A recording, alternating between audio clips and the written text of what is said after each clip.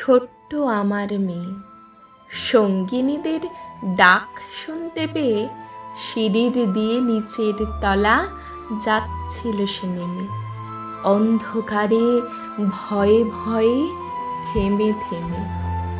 হাতে ছিল প্রদীপখানি, আঁচল দিয়ে আড়াল করে চলছিল সাবধানে। আমি ছিলাম ছাতে, তারাই ভরা চৈত্র মাসের রাতে। হঠাৎ মেয়ের কান্না শুনে উঠে দেখতে গেলাম ছুটে। সিঁড়ির মধ্যে যেতে যেতে প্রদীপটা তার নিভে গেছে বাতাসেতে। সুধাই তারে, কি হয়েছে বামি? সেই কেঁদে কয়, নিচের থেকে হারিয়ে গেছি আমি।